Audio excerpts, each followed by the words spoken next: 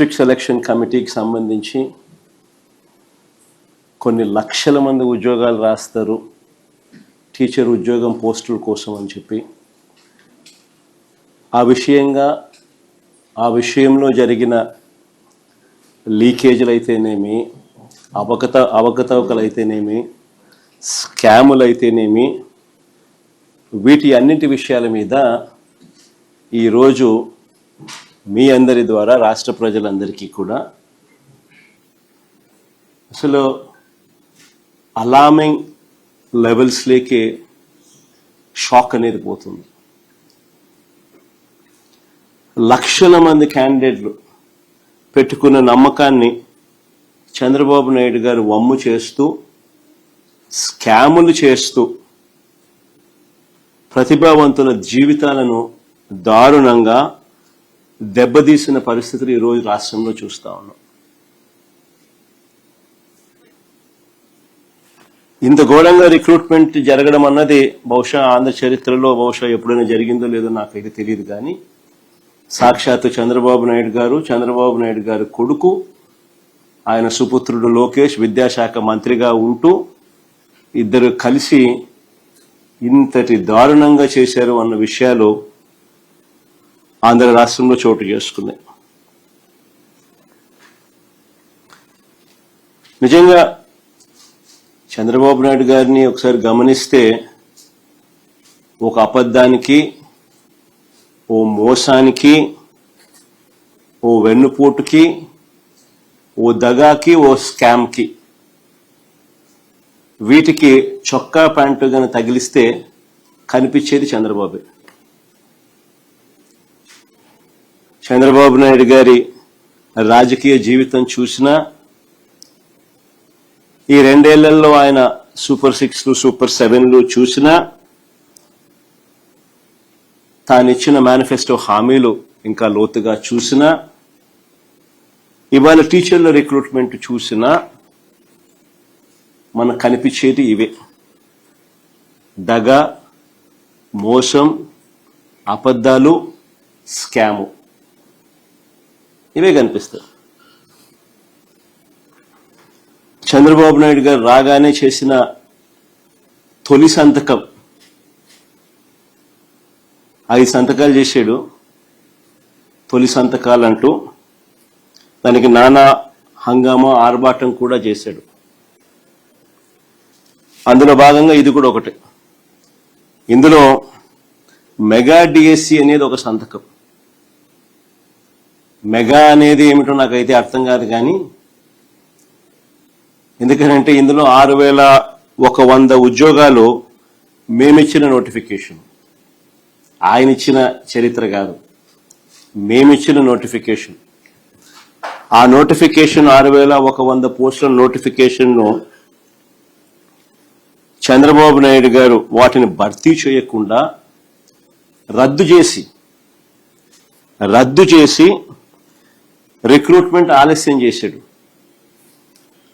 చేసి ఈ 6100 పోస్టులు ఏదైతే మేము ఇచ్చినామో, మా హయాంలో నోటిఫికేషన్ ఇచ్చిన పోస్టులు ఉన్నాయో వాటిని మళ్ళీ తిరిగి తీసుకొస్తూ మొత్తంగా కలిపి ఒక 16,000 పోస్టులకు ఆయన నోటిఫికేషన్ ఇచ్చాడు.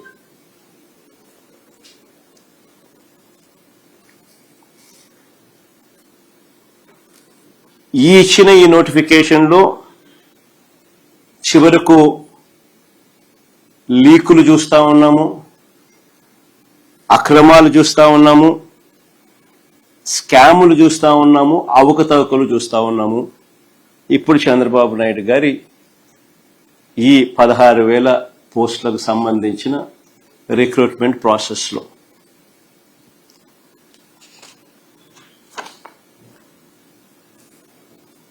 నిజంగా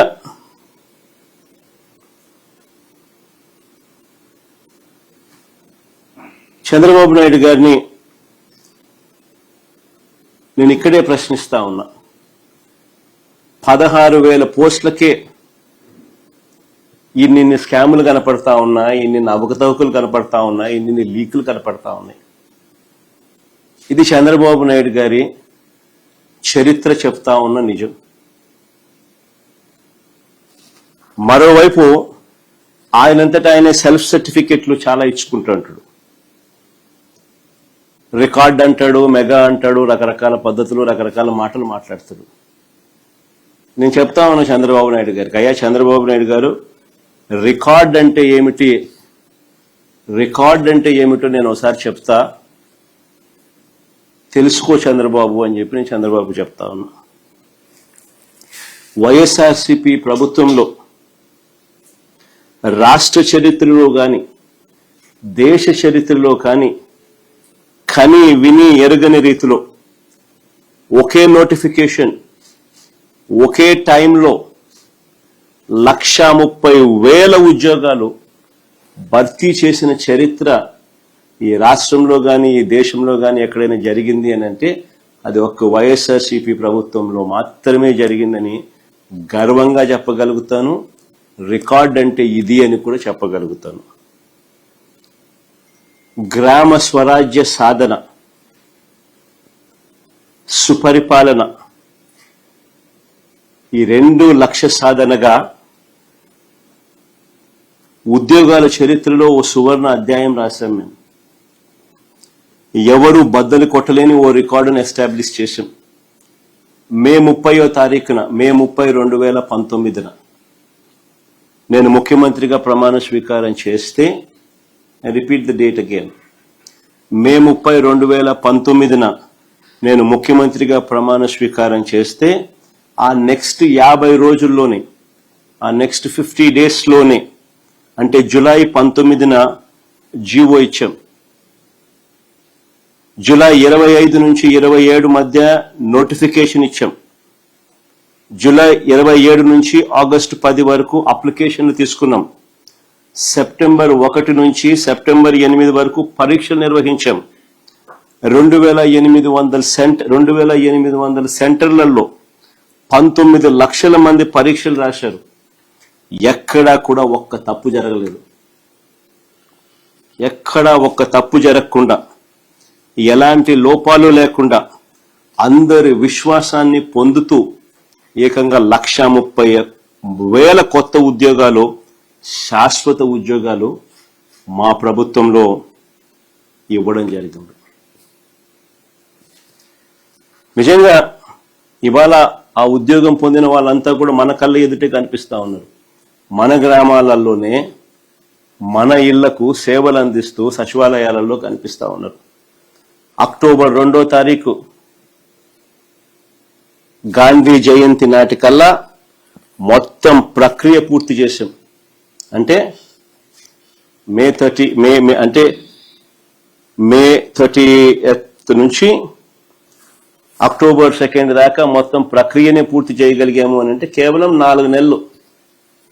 4 నెలల్లోనే అత్యంత పారదర్శకంగా, ఒక్క తప్పు కూడా దొరలకుండా, ఎలాంటి లోపాలు లేకుండా ఓ చరిత్ర సృష్టించడం.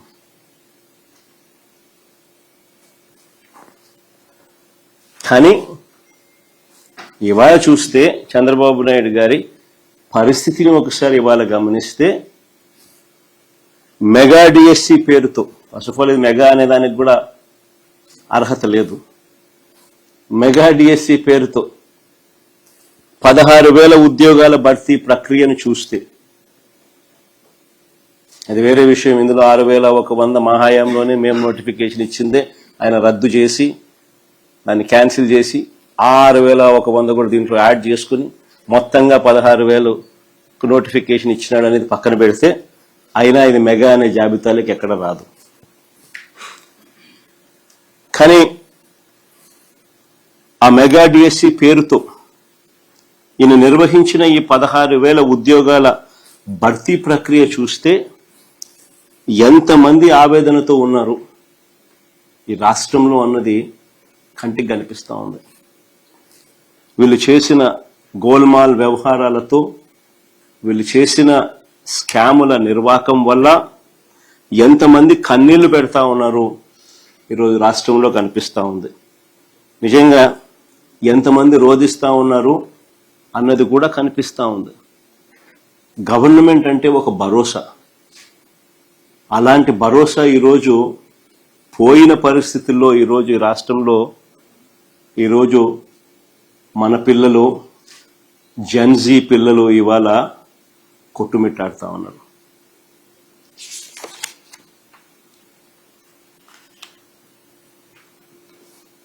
ఇక నేను చెప్పబోయే పాయింట్లను ఒక 6 పాయింట్లుగా విభజించాను. ఎవరికైనా కూడా 6 పాయింట్లు చూస్తే ప్రతి పాయింట్లోనూ స్కామ్ ఎలా జరిగింది, ఏ స్థాయిలో జరిగింది అన్నది కూడా అందరికీ కూడా అర్థమయ్యే విధంగా చెప్పబోతా ఉన్నా. డిఎస్సి మొదటిది. డిఎస్సి మాత్రమే కాదు, ఏ పరీక్ష, ఏ పేపర్ తయారీ ప్రశ్నలైనా కూడా, డిఎస్సి కాదు, ఎనీ పరీక్ష, ఏ పరీక్ష అయినా, ఏ పేపర్ తయారీ అయినా కూడా ప్రశ్నలు అప్లోడ్ చేయడం, డిజిటల్ నిర్వహణ, ఇవన్నీ కూడా అత్యంత కాన్ఫిడెన్షియల్గా జరగాలి ఏ పరీక్షకైనా కూడా. కానీ ఈ ప్రభుత్వంలో ఈ రహస్య ప్రక్రియ కాస్త ఏమైంది ఒకసారి గమనించండి. డిఎస్సి క్వశ్చన్ పేపర్లను ఎస్సిఈఆర్టీ అంటే state council of educational research and training వీళ్ళు తయారు చేస్తారు క్వశ్చన్ పేపర్ను. పరీక్ష నిర్వహణ బాధ్యతలు డిఎస్సి కన్వీనర్ చూస్తారు. మామూలుగా 2 డిపార్ట్మెంట్స్, ఒకటి ప్రిపరేషన్, ఒకటి నిర్వహణ. కానీ చంద్రబాబు గారి ప్రభుత్వంలో డిఎస్సి కన్వీనర్ను పక్కన పెట్టి క్వశ్చన్ పేపర్ తయారీ ప్లస్ పరీక్షల నిర్వహణ, ఈ 2 బాధ్యతలను కూడా ఒకరికే, ఎస్సిఈఆర్టీ డైరెక్టర్కి అప్పగించారు. ఇది మొట్టమొదట బీజం పడింది. ఇక్కడ నుంచి స్కీమ్ అనేది స్కామ్గా ఎలా మారింది అనేది ఇక్కడ నుంచి స్టార్ట్ పోతా ఉంది.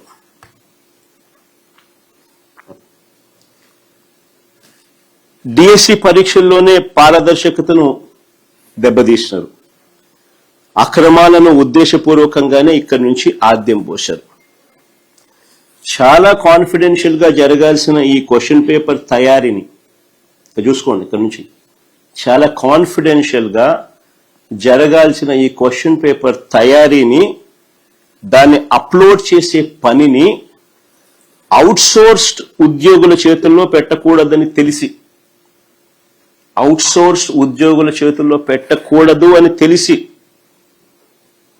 తెలిసి అవసరమైతే నేరం ఈజీగా వారిపై వేయొచ్చు అనే దుర్బుద్ధితో కూడా అనుకోవచ్చు.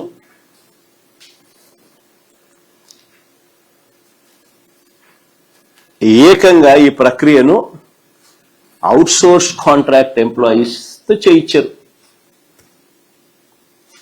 ఆశ్చర్యం ఏమిటో తెలుసా? కృష్ణా జిల్లాలో ఇందులో పనిచేసే అవుట్సోర్స్డ్ ఉద్యోగి కృష్ణా జిల్లా సోషల్ స్టడీస్ లో ఫస్ట్ ర్యాంక్. కృష్ణా జిల్లాలో సోషల్ స్టడీస్ లో ఫస్ట్ ర్యాంక్. అంతటితో ఆగిపోలా. టీజీటీ అంటే ట్రైన్డ్ గ్రాడ్యుయేట్ టీచర్ తెలుగు పరీక్షలో జోన్ 2లో 6వ ర్యాంక్ సాధించినాడు. చూడు ఫస్ట్ ర్యాంక్ ఎంత బాగుందో. Naveen Purama, father's name Radhakrishna, first rank.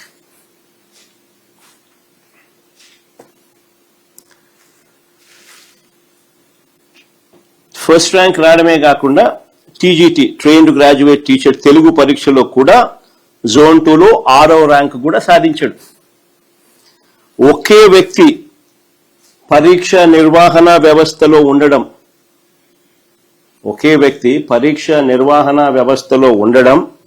అదే వ్యక్తి అవే పరీక్షల్లో టాప్ ర్యాంకులు రావడం.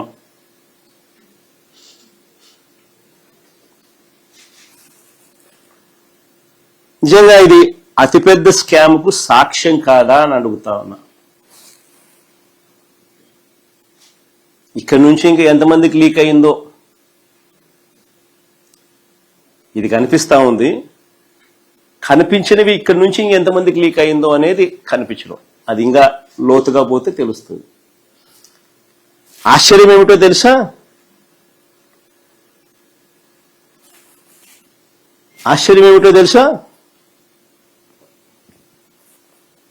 ఒకే వ్యక్తి పరీక్ష నిర్వహణ వ్యవస్థలో ఉండడం, అదే వ్యక్తికి అవే పరీక్షల్లో టాప్ ర్యాంకులు రావడం, ఇది ఒక పెద్ద స్కామ్కు ప్రత్యక్ష సాక్ష్యంగా అవునా కాదా అన్నది ఒకవైపున ప్రశ్నిస్తూ,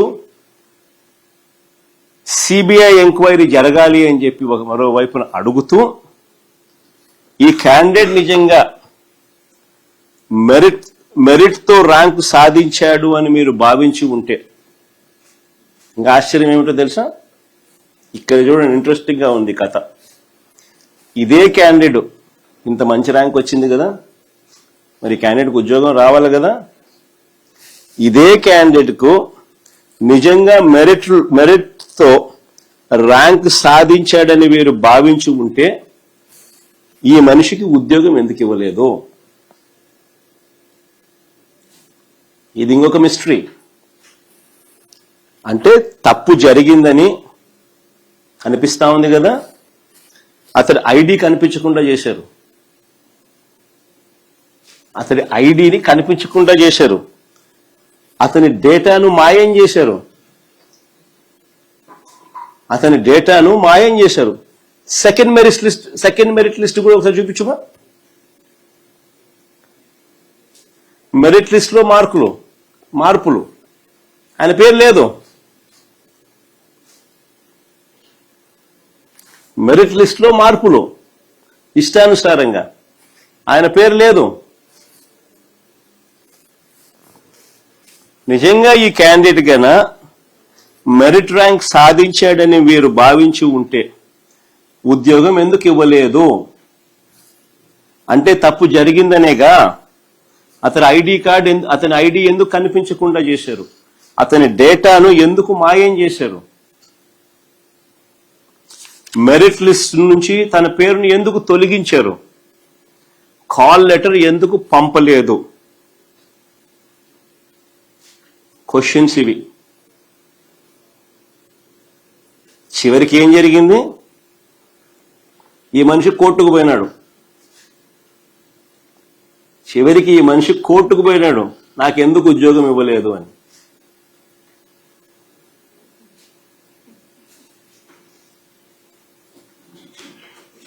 మనిషి ఇప్పుడు కోర్టు కేసు ఉంది. ఆ మనిషి కోర్టుకు పోయినాడు, నాకు ఎందుకు ఉద్యోగం ఇవ్వలేదని.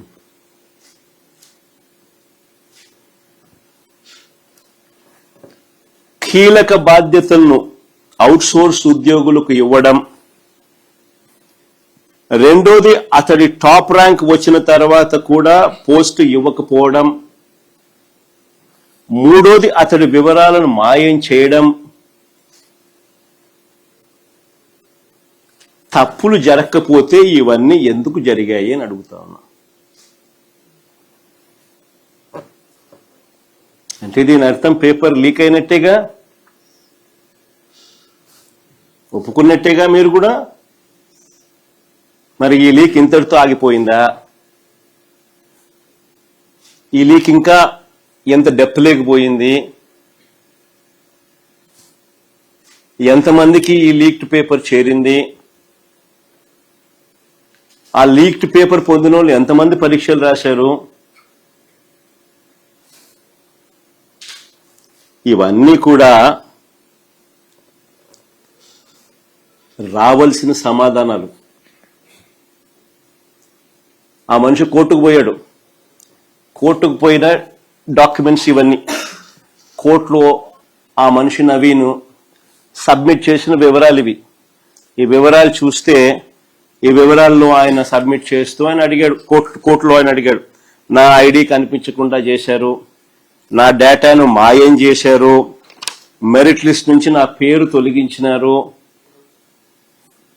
ఇవన్నీ ఆయన కోర్టులలో ఒకటి రెండు మూడు అన్ని చూపించుకుంటా బామ్మ.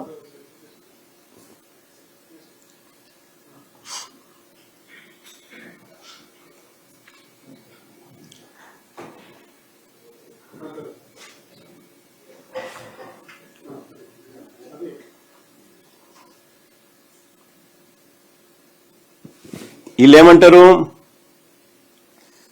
ఈ ప్రశ్నలకు కానీ చంద్రబాబు నాయుడు గారిని, ఈ ప్రశ్నలకు చంద్రబాబు నాయుడు గారి ప్రభుత్వం చెప్తున్న కారణాలు ఏమిటో తెలుసా?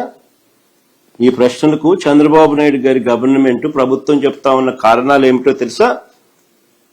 చాలా హాస్యాస్పదంగా ఉన్నాయి. ఈ ఫస్ట్ ర్యాంక్ సాధించిన వ్యక్తి సర్టిఫికెట్ల వెరిఫికేషన్కి రాలేదంట, అందుకనే ఈయనకు ఉద్యోగం వేయలేదంట అని వీళ్ళు కారణాలు చెప్తా ఉన్నారు.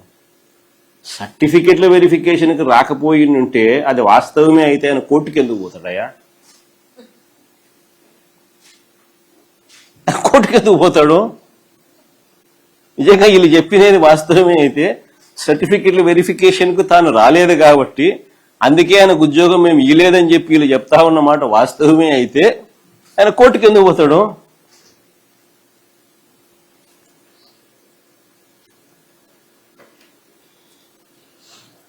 ఫస్ట్ ర్యాంక్ సాధించిన వ్యక్తి సర్టిఫికెట్ల వెరిఫికేషన్ కు రాలేదు కాబట్టి పోస్ట్ ఇవ్వలేదని అంటారు.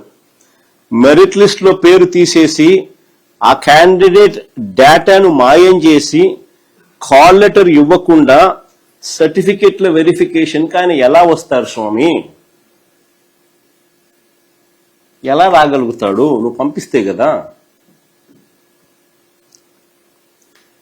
మీరు చెప్పేవన్నీ కూడా కాకమ్మ కబుర్లని. ఆయన కోర్టుకు పోయిన ఆయన అఫిడవిట్ చూస్తే అన్నీ ఇట్టే అర్థమవుతాయి.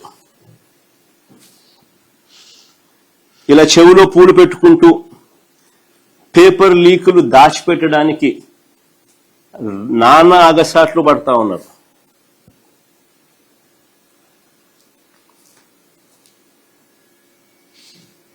పేపర్ తయారీలో ఎవరెవరు ఉన్నారు? ఇవన్నీ బయటికి రావాల్సిన విషయాలు. పేపర్ తయారీలో ఎవరెవరు ఉన్నారు? డిజిటల్ యాక్సెస్ ఎవరెవరి చేతుల్లో ఉంది? ఎంతమందికి లీక్ వెళ్ళింది? ఎంత ముడుపులు చేతులు మారాయి? ఇవన్నీ తేలాలి. అందుకే సిబిఐ విచారణ కావాలి అని చెప్పి గట్టిగా డిమాండ్ చేస్తా ఉన్నాం. ఎందుకో తెలుసా? కారణం, ఈ రాష్ట్రంలో చంద్రబాబే పోలీసు, ఈ రాష్ట్రంలో చంద్రబాబే లాయరు. ఆయన ఆదేశాలతోనే ఆయనే పర్యవేక్షిస్తాడు వ్యవహారాలను. అధికారం ఉన్నది ఆయన చేతుల్లోనే, అధికారులు రిపోర్ట్ చేసేది ఆయనకే. మరి నిజాలు బయటికి రావాలి అనంటే ఆయన కొడుకే విద్యాశాఖ మంత్రి. మరి నిజాలు బయటికి రావాలి అనంటే, విచారణ నిజాయితీగా జరగాలి అనంటే సిబిఐ లాంటి ఏజెన్సీ, థర్డ్ పార్టీ ఏజెన్సీ వస్తేనే కదా నిజాలు బయటకు వచ్చేది. అప్పుడే కదా ఈ రాష్ట్రంలో వ్యవస్థల మీద ఎవరికైనా నమ్మకం ఉండేది. ఉద్యోగాలకు సంబంధించి ఇంకా నెక్స్ట్ పాయింట్కి పోతే ఉద్యోగాలకు సంబంధించి ఎలాంటి కాంపిటేటివ్ ఎగ్జామ్ రిజల్ట్స్ అయినా తీసుకోండి. Let it be any exams. Public సంబంధించి, ఉద్యోగాలకు సంబంధించి ఎలాంటి కాంపిటేటివ్ ఎగ్జామ్స్ అయినా కూడా,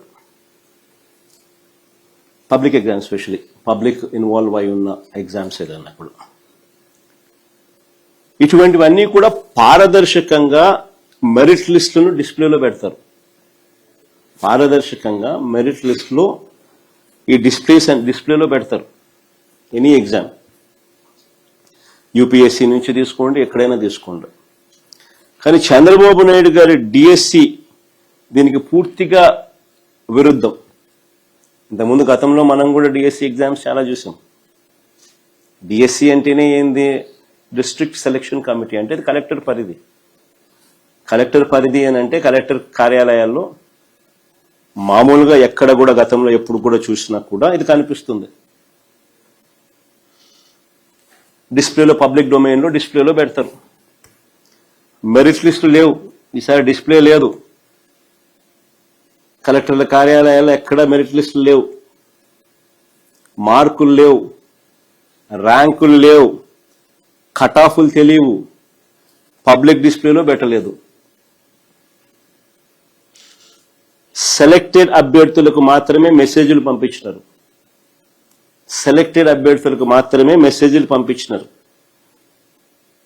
వాళ్ళకు మాత్రమే కాల్ లెటర్స్ పోయినాయి.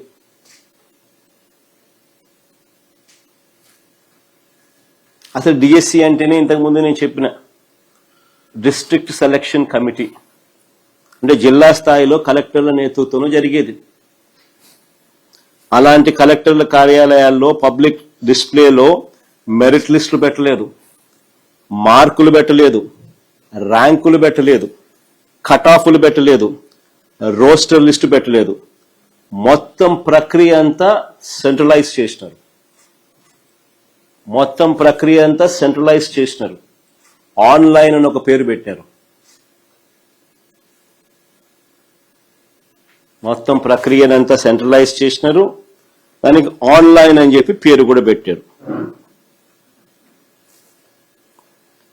నిజంగా ఈ మాదిరిగా ఆన్లైన్ అని పేరు పెట్టి కన్ఫ్యూజన్ క్రియేట్ చేసి ఈ మాదిరిగా లిస్టులలో ఏది కూడా మెరిట్ లిస్టులు లేవు, మార్కులు లేవు, ర్యాంకులు లేవు, కట్ ఆఫ్లు లేవు, రోస్టర్లు లేవు, డిస్ప్లే లేదు, ఇవేవి కూడా కలెక్టర్ల కార్యాలయాలలో లేకుండా ఆన్లైన్ అని చెప్పి తీసుకొచ్చి సెంట్రలైజ్డ్ చేసి పిల్లలకి ఎవరికైనా డౌట్లు వస్తే కలెక్టర్ల కార్యాలయానికి పోతే వాళ్ళు ఏమంటారు, పైకి పోండి మాకు సంబంధం లేదని వీళ్ళు అంటారు. ఆ నుంచి ఖర్చులు పెట్టుకొని అన్ని కింద మీద పడి వాళ్ళు ఇక్కడికి వచ్చినారను, ఇక్కడికి వస్తే ఇక్కడేమంటారు మాకు సంబంధం ఉంది కలెక్టర్ కార్యాలయానికి పోండి అంటారు. ఇది జరిగింది. వీళ్ళంతా ఎంతో మంది పిల్లలు ఎన్నో సందర్భాలు తిరిగినారు.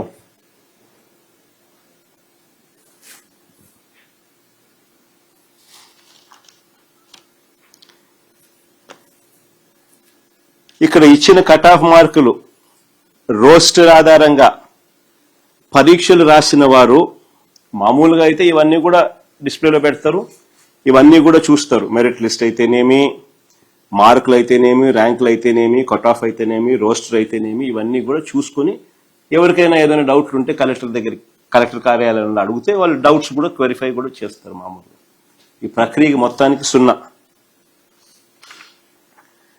చివరికి ఏం చేసినారు, వాళ్ళకు మాత్రమే, సెలెక్టెడ్ పీపుల్కి మాత్రమే మెసేజ్లు పోయినాయి, వాళ్ళకు మాత్రమే కాల్ లెటర్స్ వచ్చినాయి. సరే, సెలెక్టెడ్ లిస్ట్లో ఉన్న వాళ్లకు కాల్ లెటర్స్ వచ్చినాయి, అది 1:1. అంటే ఒక ఉద్యోగానికి ఒకరిని మాత్రమే పిలిచినారు. అంటే నువ్వు సెలెక్ట్ అయినావు అనే కదా అని అర్థం. Subject to the condition that your documents are authentic and genuine. మీ డాక్యుమెంట్లు అన్నీ కూడా జెన్యున్, ఆథెంటిక్ అయితే మీరు సెలెక్ట్ అయినట్టే కదా. 1:1 పద్ధతిలో పిలిచినారంటే దాని అర్థం. అక్కడ రూల్ నెంబర్ 20 కూడా చూడండి ఒకసారి. 1:1 పద్ధతిలో కాల్ లెటర్లు ఇచ్చి రూల్ నెంబర్ 20 కూడా అదే చెప్తుంది. ఇది సెలక్షన్ రూల్స్. ఈ సెలక్షన్ రూల్స్ లో ఒకసారి గమనిస్తే సెలక్షన్ రూల్స్ లో కూడా క్లియర్ కట్ గా రూల్ నెంబర్ 20 ఇదే చెప్తుంది. గమనిస్తే దాంట్లో క్లియర్ కట్ గా ఏమని చెప్తా ఉన్నారు, డిస్ట్రిక్ట్ సెలక్షన్ కమిటీకి సంబంధించిన రూల్స్ క్లియర్ గా కూడా రాస్తూ లాస్ట్ 6th పాయింట్ చూడము ఒకసారి. If the certificates are not found to be genuine, అంటే సర్టిఫికెట్ ఆఫ్ వెరిఫికేషన్ అంటే పైన ఏమని రాసినారు, district selection committee shall prepare the merit cum roster list as per the rosters available, notified duly, observing the rules, orders issued by the government from time to time. అంటే అన్ని rules పరిగణలోకి తీసుకుని, అన్ని జీవోలను కూడా పరిగణలోకి తీసుకుని district selection committee shall prepare the merit cum roster list. Number 1. With regard to the reservations of meritorious sports persons, the rules issued by GO number 4, Youth Advancement, Tourism and Culture, Sports dated 19/4/2025, read with GO number MS number 47. ఆ rules ను కూడా పరిగణలోకి తీసుకొని,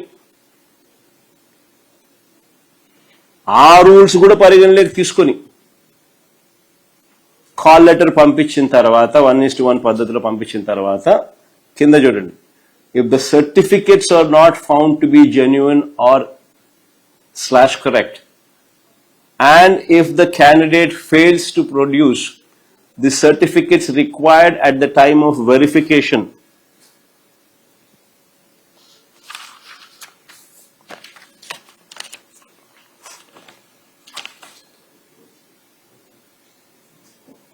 such candidates shall forego the right of selection and the next eligible candidate shall be considered for certificate verification. Otherwise ఇచ్చేయాల, otherwise ఉద్యోగం ఇచ్చేయాల, అంతే కదా. వెరిఫికేషన్ ప్రాసెస్ రాసినారు, 1:1 కాల్ లెటర్లు ఇచ్చి పిలిచినారు, వెరిఫికేషన్ ప్రాసెస్ లో క్లియర్ గా రాసినారు, if the candidates are not found to be genuine /correct and if the candidate fails to produce the certificates required at the time of verification or if the candidate is absent for verification of certificates, such candidates shall forego the right of selection and the next eligible candidate shall be considered for certificate verification. And otherwise, if the certificates are genuine, then he is bound to get a job. అంతే కదా. ఇలా 1:1 call లెటర్లు పిలిచి వెరిఫికేషన్కు రమ్మని చెప్పి, క్యాండిడేట్లను రమ్మని చెప్పి, దీని అర్థం ఏమిటి? దీని అర్థం ఒక పోస్టుకు ఒక అభ్యర్థినే కదా దీని అర్థం. ఎందుకంటే ముందుగానే government merit, rooster, vertical reservations, ఇక్కడ రాస్తున్నారు చూడు, హారిజాంటల్ రిజర్వేషన్స్, ఇవన్నీ చూసిన తర్వాతే కదా కాల్ లెటర్ జారీ చేశారు. క్లియర్ కట్ గా ప్రొసీజర్ లో కూడా రాసినారు, రూల్ నెంబర్ 20 ప్రొసీజర్ లో కూడా క్లియర్ గా రాసినారు. The district selection committee shall prepare the merit cum roster list as per the rosters available, notified, duly observing the rules, orders by the government from time to time. అంటే అన్ని జీవోలు చూసిన తర్వాత they will prepare the merit cum roster list, అంటే selected list. ఇవన్నీ కూడా జీవోలన్నీ consider చేస్తాయి. So government దగ్గరనే ముందుగానే మెరిట్ ఉంది, మెరిట్ లిస్ట్ ఉంది, రోస్టర్ లిస్ట్ ఉంది, వర్టికల్ రిజర్వేషన్స్ ఉన్నాయి, హారిజాంటల్ రిజర్వేషన్, ఇవన్నీ చూసిన తర్వాతనే కాల్ లెటర్లు జారీ చేశారు 1:1 బేసిస్ లో. ఎందుకనంటే క్యాండిడేట్స్ ఎన్ని మార్కులు వచ్చాయో వీళ్ళకి తెలుసు కాబట్టి వారు ఓపెన్ లేకి వస్తారా, ఓపెన్ లేకి రారా, లేదా రిజర్వేషన్ లేకి వస్తారా లేదా అన్నది వారికి తెలుసు కాబట్టి, వర్టికల్ రిజర్వేషన్స్ వాళ్ళకు తెలుసు కాబట్టి, హారిజాంటల్ రిజర్వేషన్స్ వాళ్ళకు తెలుసు కాబట్టి, ఎన్ని ఓసీ పోస్టులు ఉన్నాయో వాళ్ళకు తెలుసు కాబట్టి, ఎన్ని ఎస్సీ, ఎన్ని ఎస్టీ, ఎన్ని బీసీ, ఎన్ని ఈడబ్ల్యూఎస్ పోస్టులు ఉన్నాయో కూడా వాళ్ళకు తెలుసు కాబట్టి, ఉమెన్స్ కేటగిరీ కింద ఎన్ని పోస్టులు ఉన్నాయో కూడా వాళ్ళకు తెలుసు కాబట్టి, స్పోర్ట్స్ కోటా కింద, దివ్యాంగుల కోటా కింద, ఎక్స్ సర్వీస్ మ్యాన్ కోటా కింద ఎన్ని పోస్టులు ఉన్నాయో కూడా వాళ్ళకు తెలుసు కాబట్టి, మరి ఇవన్నీ ముందుగానే చంద్రబాబు నాయుడు గారి ప్రభుత్వానికి తెలుసు కాబట్టి ర్యాంకులు, రిజర్వేషన్ల ఆధారంగా ఎవరు ఏ కోటా కిందికి వస్తారు, వారి ర్యాంకులు ఏమిటి, అన్న విషయాలన్నీ కూడా ముందుగానే వారికి తెలుసు కాబట్టి 1:1 పద్ధతిలో పిలిచిన తర్వాత, ఇవన్నీ తెలిసిన తర్వాత నువ్వు కాల్ లెటర్ ఇచ్చినావు, 1:1 పద్ధతిలో పిలిచినావు. పిలిచిన తర్వాత సర్టిఫికెట్లు వెరిఫికేషన్ జరిగిన తర్వాత కూడా ఉద్యోగం రాలేదు అంటే దాని అర్థం ఏంది? సర్టిఫికేట్లన్నీ జెన్యున్ గా ఉన్నాయి అని చెప్పి రుజువు అయిన తర్వాత కూడా నువ్వు ఉద్యోగం ఇవ్వలేదు అంటే దాని అర్థం ఏంది?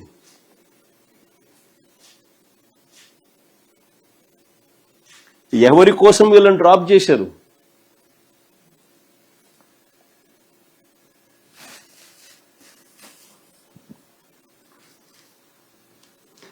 ఆశ్చర్యం ఏమిటో తెలుసా? వెరిఫికేషన్లలో సర్టిఫికెట్లన్నీ సరైనవే అని నిర్ధారించిన తర్వాత ఉద్యోగం రాకపోవడం ఏంటి అన్నది ఒకటైతే, రిజెక్ట్ లిస్ట్ లో కూడా వీరి పేరు లేదు. రిజెక్ట్ లిస్ట్ లో కూడా వీళ్ళ పేరు లేదు. ఇది దగా కాదా అని అడుగుతా ఉన్నా, ఇది మోసం కాదా అని అడుగుతా ఉన్నా, ఇది స్కామ్ కాదా అని అడుగుతా ఉన్నా. ఇప్పుడేమంటారు? ఇప్పుడేమో కాల్ లెటర్ జారీ చేస్తే ఉద్యోగం వచ్చినట్టు కాదంటున్నారు. ఇప్పుడు మరి 1:1 అర్థమైంది స్వామి అని అడుగుతాను. నువ్వేదో 1:5 లేదా 1:3 కానీ నువ్వు కానీ పిలిచి ఉండింటే సరే నువ్వు చెప్పేది కరెక్టే అని చెప్పి మేము కూడా అనుకోను. నువ్వు 1:1 పిలిచి సర్టిఫికెట్లన్నీ జెన్యున్ అని చెప్పి తేలిన తర్వాత నువ్వు ఉద్యోగం ఎందుకు ఇవ్వడంలా? రిజెక్ట్ లిస్ట్లో ఎందుకు పెట్టడంలా?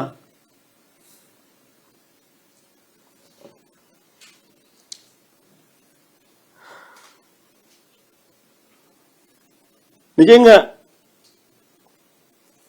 1:1లో పిలిచి ఉద్యోగం ఇవ్వకపోవడం అంటే దగా చేయడం కాదా అని అడుగుతా ఉన్నా. అన్ని సర్దుబాట్లు, అన్ని జీవోలు చూసిన తర్వాతే, మార్కులు, ర్యాంకులు, రిజర్వేషన్ అన్ని చూసిన తర్వాతనే 1:1లో పిలిచి సర్టిఫికెట్లు అన్నీ కూడా బాగున్నా కూడా ఉద్యోగం రాలేదు. మళ్ళీ సర్దుబాటు జరిగింది అని అంటే ఎవరి కోసం జరిగింది? మళ్ళీ సర్దుబాటు అంశం ఎందుకు వచ్చింది? అండ్ రాష్ట్రం రూల్ నెంబర్ 20లో with regard to reservations of meritorious sports persons ను కూడా కన్సిడర్ చేస్తారు. అది కూడా కన్సిడర్ చేసిన తర్వాతనే అని చెప్తున్నారు. మళ్ళీ సర్దుబాటు అని అంటున్నారు. మరి ఎవరి కోసం సర్దుబాటు చేసినారు?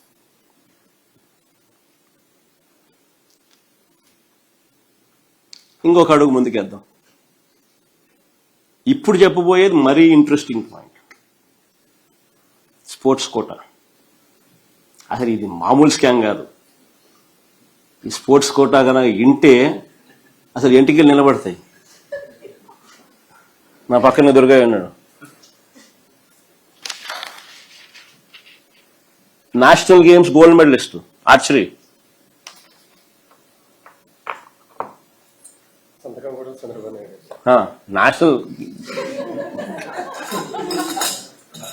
నేషనల్ గేమ్స్ గోల్డ్ మెడలిస్ట్ 1:1లో పిలిచినారు కాల్ లెటర్.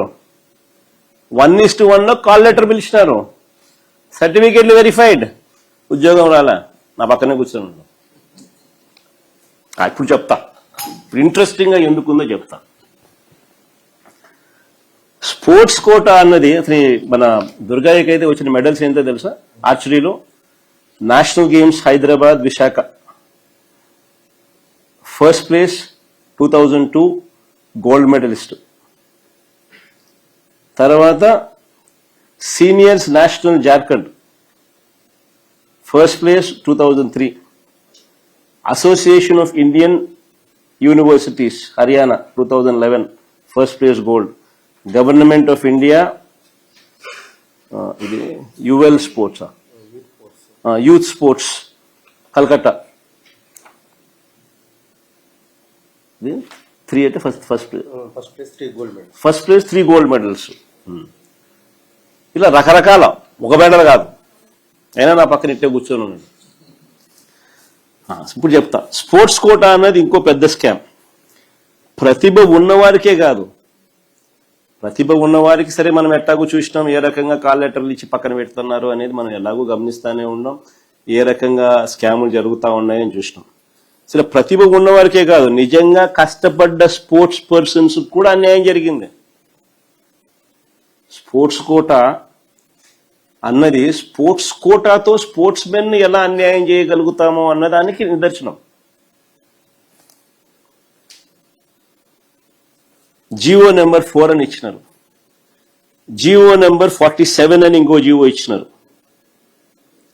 చంద్రబాబు ఆయన కొడుకు ఇద్దరు కలిసి స్కీము స్కాము.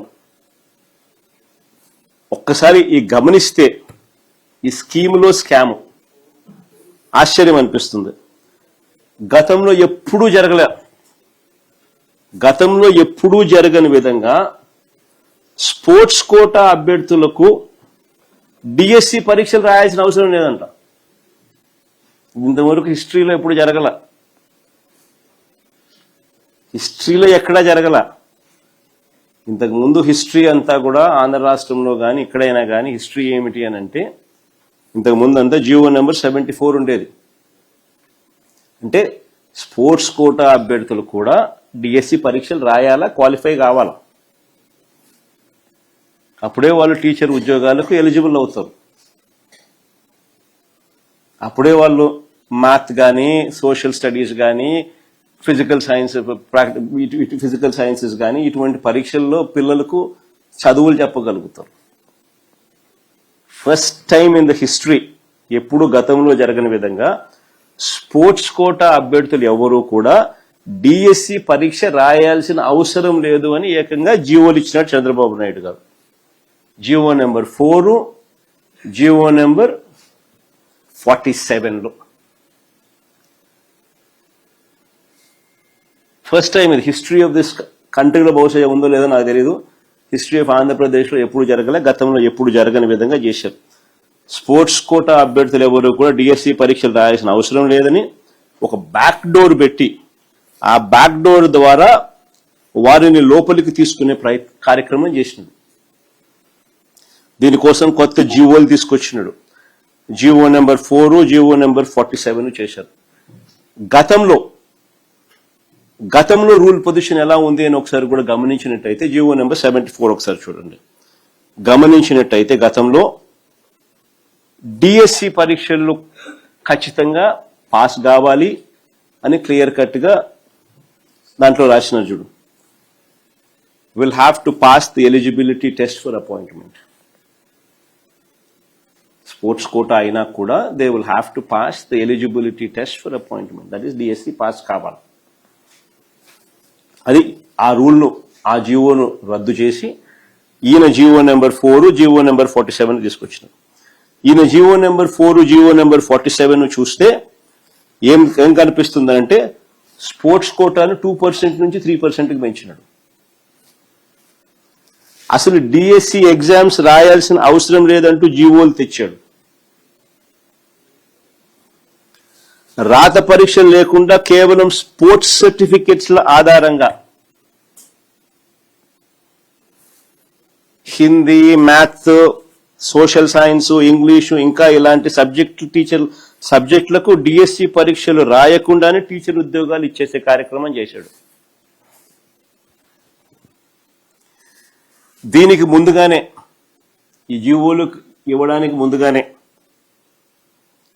వారి వద్ద నుంచి వసూలు కార్యక్రమాన్ని ఇంకో పక్క స్టార్ట్ అయిపోయినాయి.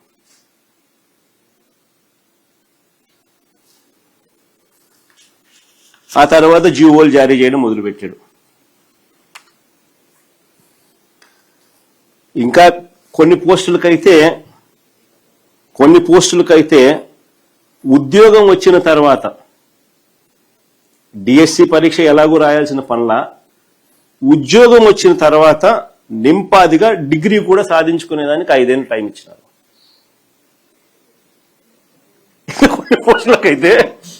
ఇంకా కొన్ని పోస్టులకైతే నీకు డిగ్రీ కూడా అవసరంలా, డిఎస్సి ఎగ్జామ్ ఎలాగూ లేదు, డిఎస్సి ఎగ్జామ్ ఎలాగూ రాయాల్సిన పనుల, డిగ్రీ కూడా ఉండాల్సిన పనుల. 5 ఏళ్ళు నేను టైం ఇస్తా, 5 ఏళ్ళలో నీకు ఉద్యోగం వచ్చిన తర్వాత 5 ఏళ్లలో నువ్వు డిగ్రీ పాస్ రా అంటున్నాడు కొన్ని పోస్టులకు. ఇంకా ముందుకు పోదాం, ఇది ఇంకా మోర్ ఇంట్రెస్టింగ్ గా కనిపిస్తుంది.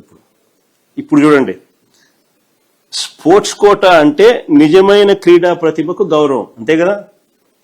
నా ముందనే నా పక్కనే దుర్గయ్య ఉన్నాడు. అట్లీస్ట్ గౌరవం. ST Polavaram schedule tribe, Polavaram ఆర్చరీలో నేషనల్ గోల్డ్ మెడలిస్ట్, ఇలాంటి వాళ్ళకి రాలా.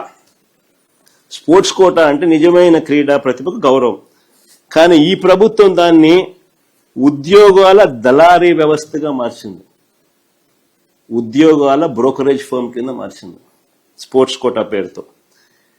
క్రీడా ప్రతిభను చూడలేదు, ఫలితాలు చూడలేదు, బ్యాకప్ సర్టిఫికెట్లు కూడా లేవు. కేవలం ఆటల్లో పాల్గొన్నట్టుగా సర్టిఫికెట్ ఉంటే చాలు. Forget about medals, forget about backup certificates. కేవలం ఆటల్లో పార్టిసిపేట్ చేస్తే చాలు, పాల్గొంటే చాలు, పాల్గొన్నట్టు సర్టిఫికెట్ ఉంటే చాలు, ఉద్యోగాలు ఇచ్చేశాను.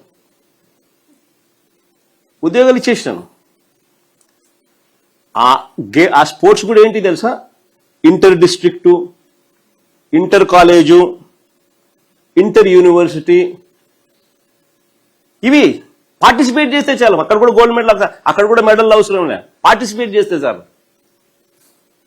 Inter district, inter college, inter universities తరఫున పార్టిసిపేట్ చేసిన సర్టిఫికెట్లతో ఉద్యోగాలు ఇచ్చినారు. ఇంకా ఆశ్చర్యం ఏమిటంటే, ఇది బాగుంది, ఇంకా ఆశ్చర్యం ఏమిటంటే ఈ పాల్గొన్న సర్టిఫికెట్లు కూడా వేరే ఇచ్చినారు. ఇది చూసుకోండి, ఇంకా ఆశ్చర్యం, పాల్గొన్న సర్టిఫికెట్లు కూడా వీళ్ళే ఇచ్చినారు. బాల్ బ్యాడ్మింటన్ ఎప్పుడన్నా విన్నారా? బాల్ బ్యాడ్మింటన్ ఆటలో 48 మందికి, ఖోఖోలో 49 మందికి, జూడోలో 39 మందికి, సాఫ్ట్ బాల్ లో 38 మందికి, ఫెన్సింగ్ లో 13 మందికి పాల్గొన్నందుకు ఉద్యోగాలు వచ్చాయి. ఇందులో ఇప్పుడు ఏనండి భలే ఇంట్రెస్టింగ్ కథ. ఇందులో సాఫ్ట్ బాల్ అసోసియేషన్ అధ్యక్షుడు ఎవరు తెలుసా? మన టీడీపీ ఎమ్మెల్యే ఆముదాల వలస కోన రవికుమార్. ఇంకా ఆశ్చర్యం, జూడో అసోసియేషన్ గౌరవ అధ్యక్షుడు ఎవరో తెలుసా? జూడో అసోసియేషన్ గౌరవ అధ్యక్షుడు విశాఖపట్నం ఎంపీ లోకేష్ తోడలుడు, ఎంపీ భరత్. అంటే వీళ్ళే పాల్గొన్న సర్టిఫికెట్లు ఇస్తారు, వీళ్ళే వాటిని ధృవీకరిస్తారు, వీళ్ళే పాల్గొన్న సర్టిఫికెట్లు ఇస్తారు, వీళ్ళే దాన్ని ఆథెంటికేట్ చేస్తారు, ధృవీకరిస్తారు. ఇంకా ఆశ్చర్యం ఏమిటి అని అంటే, నా పక్కనే నేషనల్ గోల్డ్ మెడలిస్ట్ ఉద్యోగం రాలే.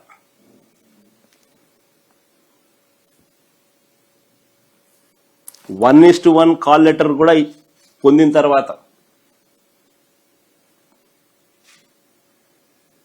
ఏమంటే అప్లోడ్ అంట, అప్లోడింగ్ లో ఈయన కరెక్ట్ గానే చేసినాడు, గోల్డ్ మెడల్నే చేసినాడు, సిల్వర్ మెడల్ అని చెప్పి అని అప్లోడ్ చేసినాడని, పొరపాటు చేసినాడని చెప్పి అంటారు. గోల్డ్ మెడల్ వచ్చినోడు సిల్వర్ మెడల్ ఎందుకు రాస్తాడయా? అయినా ఇంకొకటి, అయినా నువ్వు పాల్గొన్నందుకే ఇస్తున్నావు. ఇక్కడ మెడల్ వచ్చిన మెడల్ అయితేనేమో మెడల్ అయితే వచ్చింది కదా, మెడల్ వచ్చిన నీకు ఇవ్వు. నువ్వు వాడు పాల్గొన్నందుకే ఇస్తున్నావు ఉద్యోగాలు. అది కూడా inter college, inter district, inter university. ఇదేమో నేషనల్ గోల్డ్ మెడలిస్ట్. ఏదో మెడల్ నువ్వు చెప్పినట్టు గోల్డ్ మెడల్ అప్లోడ్ చేయాలి, సిల్వర్ మెడల్ అప్లోడ్ చేసిన అదే అనుకుందాం, 50వ మెడల్ అయితే వచ్చింది కదా. వచ్చిన దుర్గయ్య నా పక్కనే కూర్చోన్నాడు. ఎక్కడికి అన్యాయం ఇది? కూన రవికుమార్ అధ్యక్షుడంట, ఏమో జూడో అసోసియేషన్ ఏమో విశాఖపట్నం ఎంపీ లోకేష్ తోడలుడు, ఇంకోడు ఎంపీ భరత్. వీళ్ళే పాల్గొన్న సర్టిఫికెట్లు ఇస్తారు, వీళ్ళే వాటిని ధృవీకరిస్తారు, వీళ్ళే ఉద్యోగాలు ఇస్తారు. నిజంగా ఖచ్చితంగా నిజమైన క్రీడాకారులకు జరిగిన అవమానం కాదా ఇది అని అడుగుతా ఉన్నా. క్రీడాకారుల పేరుతో వీళ్ళు చేస్తా ఉన్నది స్కామ్ కాదా అని అడుగుతా ఉన్నా, మోసం కాదా అని అడుగుతా ఉన్నా. ముందు తన వాళ్ళకేమో ఉద్యోగాలు వచ్చేలా జీవో నెంబర్ 4, జీవో నెంబర్ 47లో గేట్లు తెరిచినాడు. ఇది చూడండి బాగా ఆశ్చర్యంగా.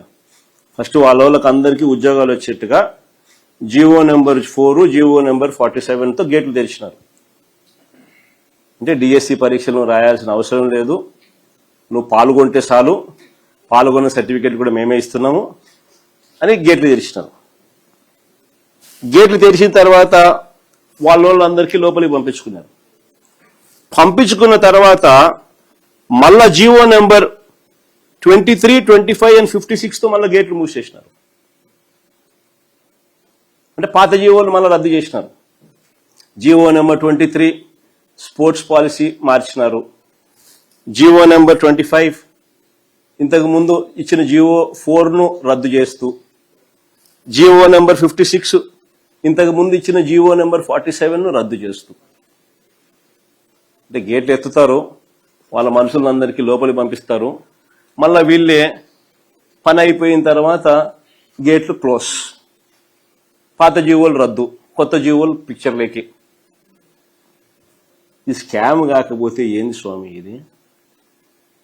నీ బుద్ధి పుట్టినట్టు జీవోలు ఇస్తున్నావు, నీ బుద్ధి పుట్టినప్పుడు క్యాన్సిల్ చేస్తున్నావు, నీ బుద్ధి పుట్టిన రద్దు చేస్తున్నావు. ఫస్ట్ జీవో నెంబర్ 4, 47తో గేట్లు ఎత్తుతున్నారు.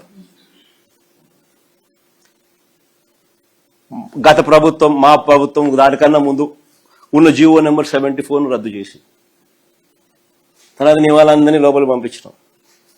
తర్వాత వెళ్ళిపోయిన తర్వాత జీవో నెంబర్ 23 స్పోర్ట్స్ పాలసీలో changes, GO number 25 GO number 4కు చేంజ్ రద్దు, జీవో నెంబర్ 56 జీవో నెంబర్ 47 రద్దు, గేట్లు మూసేసినారు.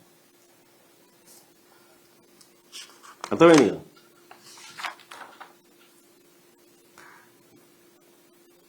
నేను అడుగుతా ఉన్నా చంద్రబాబు నాయుడు గారిని, అయ్యా జీవో నెంబర్ 4, జీవో నెంబర్ 47 నువ్వు ఎందుకు రద్దు చేసినావు? అంత మంచి జీవోలను అనుకున్నట్టే.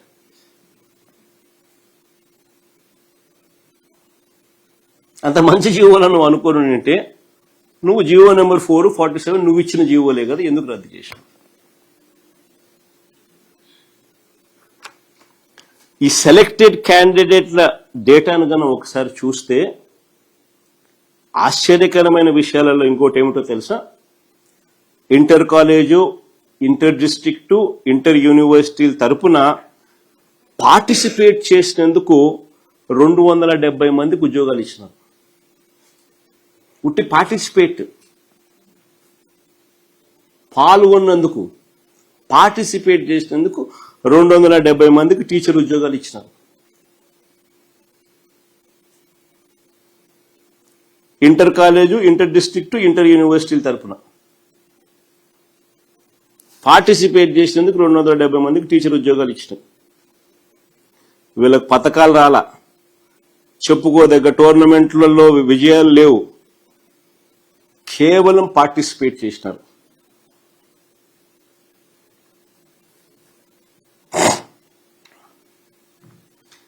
పార్టిసిపేషన్ సర్టిఫికెట్లు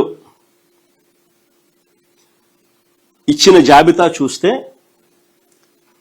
వీళ్ళు వచ్చిన తర్వాత యూనివర్సిటీలకు వీసీలుగా కూడా వీళ్ళ మనుషుల్ని అపాయింట్ చేసుకున్నారు.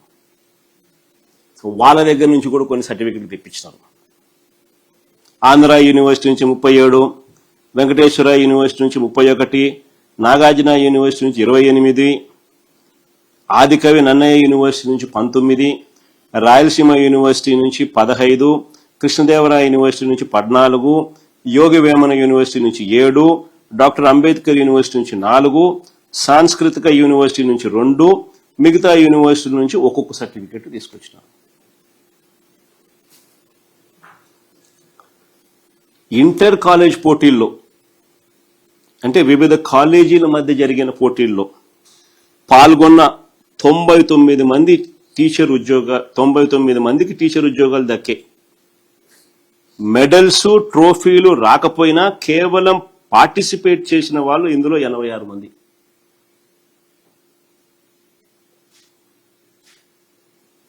ఇంటర్ కాలేజీలో 99 మందికి పోటీల్లో పాల్గొని వివిధ కాలేజీల మధ్య జరిగిన పోటీల్లో పాల్గొన్న 99 మందికి టీచర్ ఉద్యోగాలు దొరికాయి.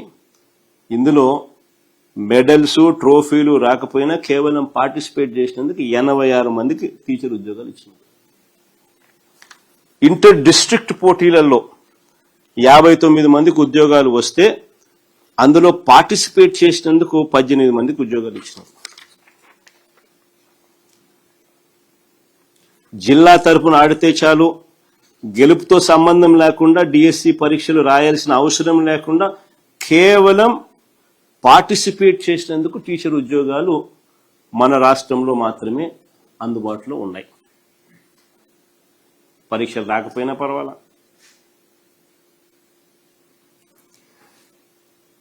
ఈ స్పోర్ట్స్ కోటా కింద ఉద్యోగాలకు ఒక్కొక్క పోస్టుకు 15 లక్షల నుంచి 20 లక్షల దాకా అమ్ముకుంటూ బేరసారాలు జరుగుతా ఉన్న వీడియో కూడా బయటకు వచ్చింది. ఒకసారి ఆ వీడియో కూడా ప్లే చేయండి ఒకసారి.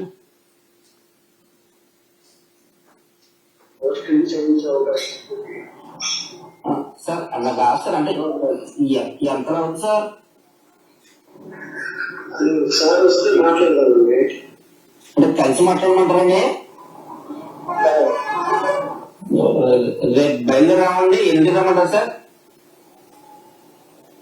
ఇష్టం మీరు ఏ టైంకి వెళ్ళాలండి. సరే సార్, ఇప్పుడు మా చెల్లి కూడా కావాలంటే నేను ఒప్పడం మా బావ నేను వస్తే సరిపోదు. మీ ఇంట్లో వెళ్ళాలంటే మీ ఒక్క వెళ్ళాలండి. ఆవిడ పర్లేదు, మీరే మాట్లాడుకోవడం తీసుకుంటారండి. అవును సార్. సరే సార్, అయితే రేపు 10 గంటల వచ్చేస్తాను సార్. వచ్చి మీకు కాల్ చేస్తాను సార్ ఈ నెంబర్కి. ఒక వస్తే ఇద్దరు వస్తే కూడా ఒకరితోనే మాట్లాడండి. నెక్స్ట్ సార్ నేను దాన్ని కొంచెం ఇది స్వీకరణ చేసుకున్నాను కదా. తప్పకుండా సార్, నాకు అర్థమైంది సార్. ఏమో సార్ వెళ్తానంటే నేను ఒకసారి మరి సార్ చెప్తే నేను ఒకసారి రెడీ చేసుకుంటాను సార్. నేను కూడా అందుకని అడుగుతున్నాను సార్.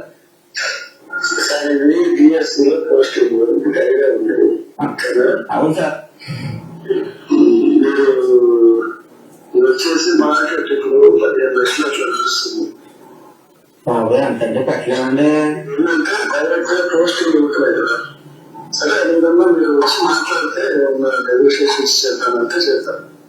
సరే సార్, అయితే ఓకే అండి. అలాగే అండి. నేను యాక్చువల్ ఏంటంటే నాకు టైం తక్కువ ఉంది కాబట్టి ఇంటికే పిలిపించి మాట్లాడుతున్నా. ఇంట్లోనే మాట్లాడుతున్నాం. ఓకే సార్, అలాగే సార్. కొంచెం పర్సనల్ గా వస్తే మాట్లాడుకుంటాం.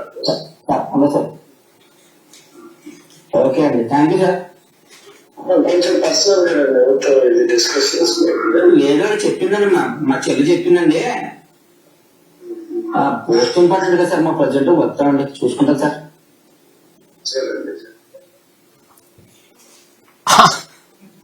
ఆంధ్రప్రదేశ్ ప్రభుత్వ లోగో డీపీగా పెట్టుకొని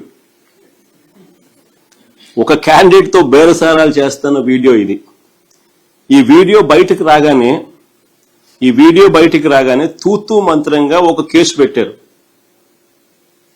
కేసు పెట్టి స్టేషన్ బెయిల్ ఇచ్చి ఇడిచిపెట్టేసినారు. ఈ వీడియో బయటికి రాగానే తూతూ మంత్రంగా కేసు పెట్టి స్టేషన్ బెయిల్ ఇచ్చి వదిలేసినారు. చేసిన విచారణ శూన్యం. ఈ విషయాలు ఏవి కూడా బయటికి రాకుండా దాచిపెట్టారు.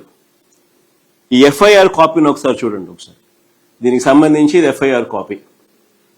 ఈ ఎఫ్ఐఆర్ కాపీని ఒకసారి మీరు చూస్తే వీడియో కాల్ చేసిన వ్యక్తి ఫోన్ నెంబర్ చాలా స్పష్టంగా ఉంది.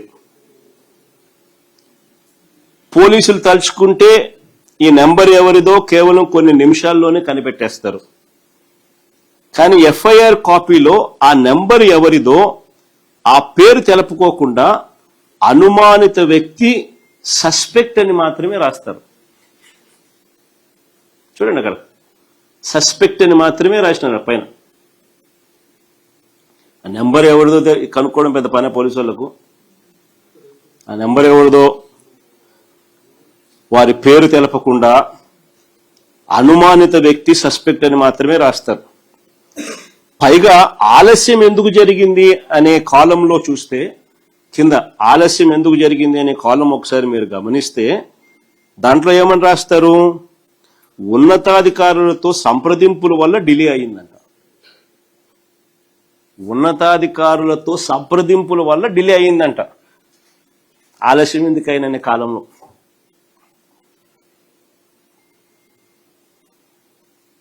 దీని అర్థం ఈ వీడియో కాలు ఆషామాషిది కాదని, అనుమానిత వ్యక్తి చాలా ముఖ్యమైన వ్యక్తి అని తేల్తా ఉంది కదా. స్పోర్ట్స్ కోటాలో వ్యవహారం వెనుక పెద్ద తలకాయలు ఉన్నాయని చెప్పడానికి ఇది ఒక ఉదాహరణ. ఆ పక్క ఎమ్మెల్యేలు ఎంపీలు డీల్ చేస్తా ఉన్నారు, అది వేరే విషయం. కోన రవికుమార్ దగ్గర నుంచి ఎంపీ భరత్ దగ్గర నుంచి వాళ్ళే అసోసియేషన్ ప్రెసిడెంట్లు, వాళ్ళే సర్టిఫికెట్లు ఇవ్వడము, వాళ్ళే అథెంటికేట్ చేయడము, వాళ్ళే ఉద్యోగాలు ఇప్పించడము. ఓ పక్క ఎంపీలు ఎమ్మెల్యేలు డీల్ చేస్తా ఉన్నారు, వేరే విషయము. వీళ్ళు కూడా ఒక ఉదాహరణ. పైగా అన్నిటికన్నా ఆశ్చర్యం ఏమిటో తెలుసా, బలమైన సెక్షన్లు పెట్టి గట్టిగా విచారణ చేయకపోగా కేవలం స్టేషన్ బెయిల్ ఇచ్చి పంపించినారు. స్టేషన్ బెయిల్ ఇచ్చి పంపించేసినారు. అది అన్నిటికన్నా దారుణం, ఆశ్చర్యం. అసలు చంద్రబాబు నిజంగా అడ్మినిస్ట్రేషన్ అంతా ఎలా ఉంటుందనేది ఒక చిన్న ఎగ్జాంపుల్ చెప్తా.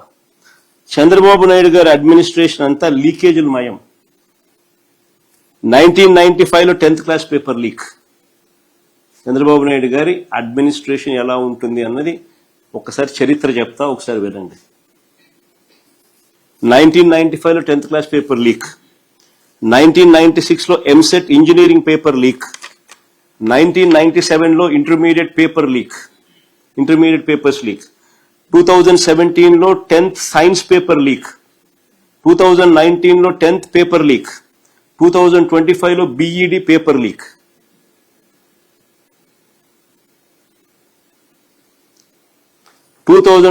లో 10th మ్యాథ్స్ పేపర్ లీక్. ఇప్పుడు డిఎస్సి టీచర్ల రిక్రూట్మెంట్ లీక్.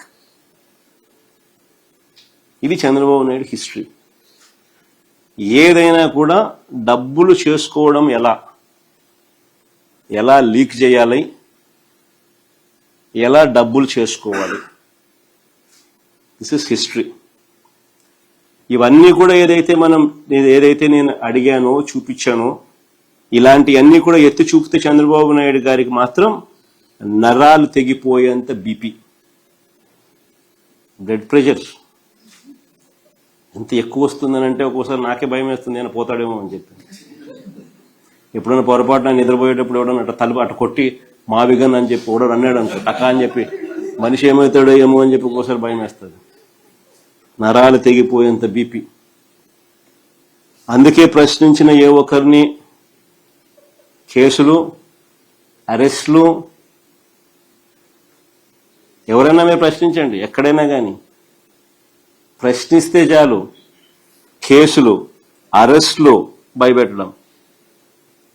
ఇది రొటీన్ చంద్రబాబు నాయుడు గారి పాలనలో. ఇవన్నీ కూడా మనం చూస్తా ఉన్నాం. అయితే చంద్రబాబు నాయుడు గారికి ఒక్కటి గట్టిగా చెప్పాలి. అయ్యా చంద్రబాబు నాయుడు గారు, ఇప్పుడు ఉన్నది జెన్ జీలో ఉన్నాం, జెన్ ఆల్ఫా కూడా వచ్చేసింది. నువ్వు గన ఈ మాదిరిగా తప్పు చేసినాక ఈ మాదిరిగా ఇబ్బందులు పెట్టే కార్యక్రమాలు ఒప్పుకోకుండా ఇబ్బందులు పెట్టే కార్యక్రమాలు చేస్తే కాక్రోచెస్ లేస్తాయి. గుర్తుపెట్టుకో చంద్రబాబు అని చెప్తా ఉన్నా.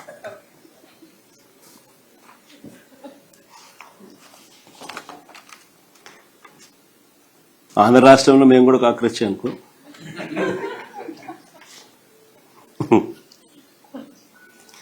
ఇన్ని ఆధారాలు ఉన్నాయి కాబట్టి సిబిఐ దర్యాప్తును అడుగుతా ఉన్నాం. ఇన్ని పక్క ఆధారాలు సాక్ష్య ఆధారాలతో సహా చూపించినాం. ఉన్నాయి కాబట్టి సిబిఐ దర్యాప్తును అడుగుతా ఉన్నాం. లోతుగా వెళ్తే మరిన్ని విషయాలు కూడా బయటకు వస్తాయి. విద్యాశాఖ మంత్రి సాక్షాత్తు చంద్రబాబు నాయుడు గారి కొడుకు మంత్రిగా ఉన్నాడు కాబట్టి ఈ తప్పులపై విచారణ చేయడానికి చంద్రబాబు ముందుకు రాడు. సరికదా ఎదురుదాడి చేస్తూ తప్పించుకునే ప్రయత్నం చేస్తాడు కాబట్టి ఖచ్చితంగా సిబిఐ ఎంక్వైరీ కావాలి, వేయాలి.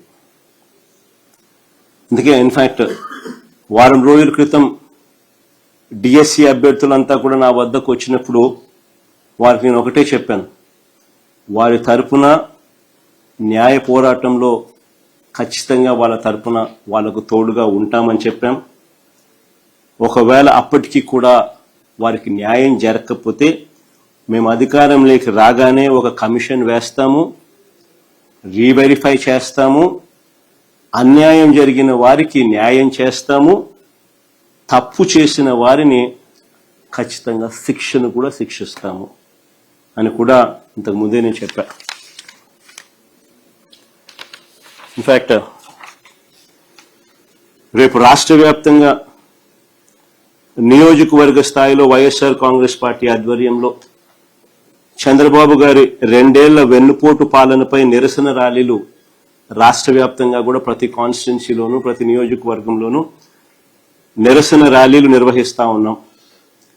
దగాపడ్డ రైతులు, దగాపడ్డ మహిళలు, దగాపడ్డ పిల్లలు, ఇలా దగాపడ్డ ప్రతి వర్గాన్ని కూడా కలుపుకుంటూ రేపు ప్రతి నియోజకవర్గ స్థాయిలో ర్యాలీలు నిర్వహించమని చెప్పి కోరుతా ఉన్నాం. ఇందులోనే డిఎస్సి ప్రస్తావన కూడా జరిగిన నష్టాన్ని కూడా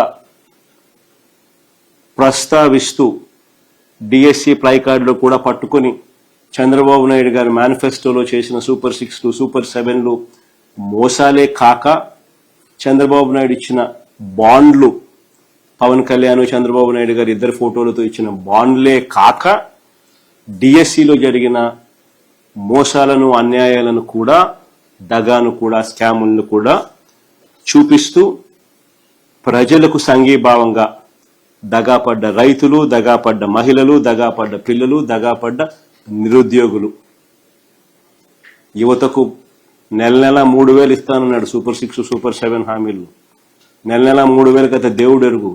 వాళ్ళకి రైట్ఫుల్ గా రావాల్సిన ఉద్యోగాలు కూడా వాళ్ళకి ఇవ్వకుండా స్కాములు చేస్తూ అక్కడ కూడా దగా చేస్తా ఉన్న పరిస్థితులను కూడా ఎండగడుతూ రాష్ట్ర వ్యాప్తంగా రేపు 12వ తారీఖున రాష్ట్ర వ్యాప్తంగా ప్రతి నియోజకవర్గ కేంద్రంలో కూడా గట్టిగా ర్యాలీలు, ప్రొటెస్ట్ కార్యక్రమాలు గట్టిగా చేయాలి అని చెప్పి 2 ఏళ్ల వెన్నుపోటు పాలనపై నిరసన ర్యాలీలు గట్టిగా నిర్వహించాలని చెప్పి పార్టీలో ఉన్న క్యాడర్కి అందరికీ కూడా పిలుపునిస్తా ఉన్నాం.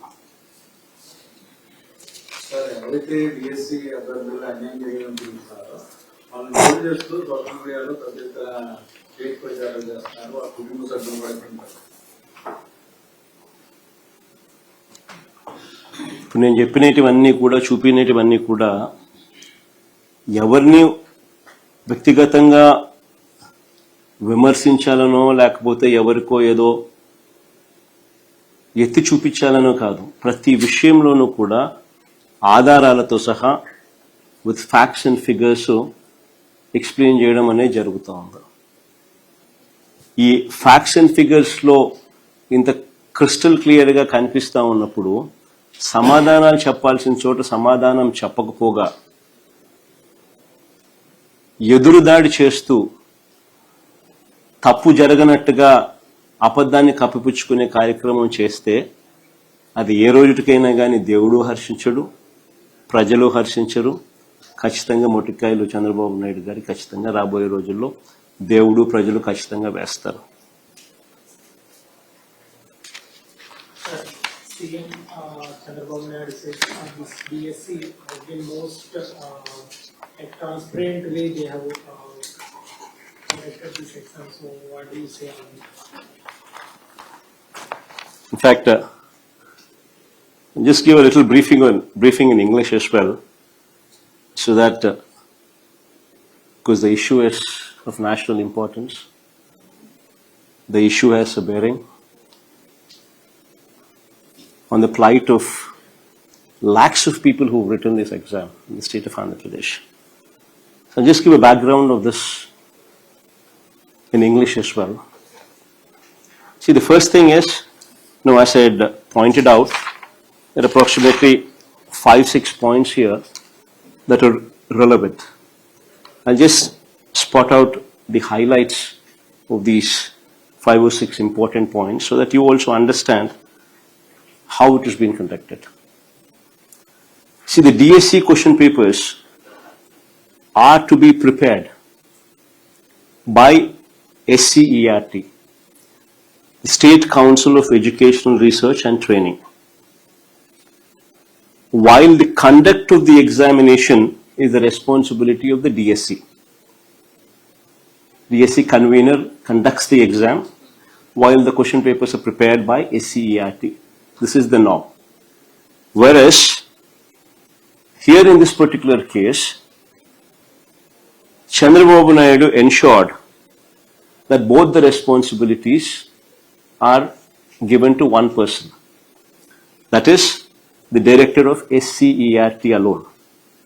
This is the beginning of the entire scam. Then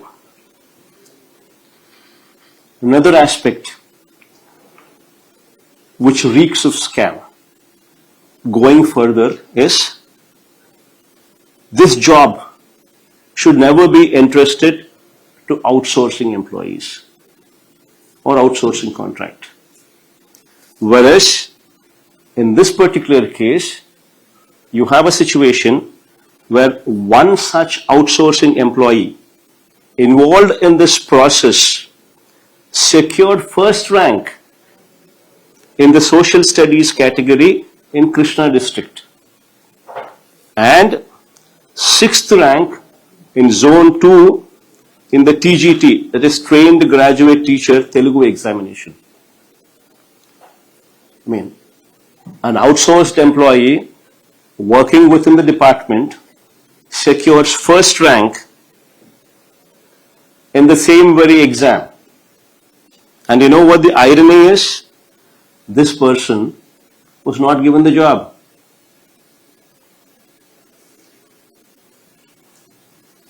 Why was his ID and his data removed?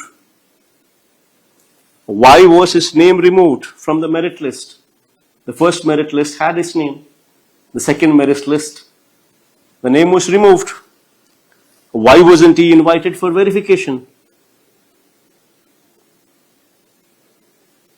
And the worst part is, this person went to the court.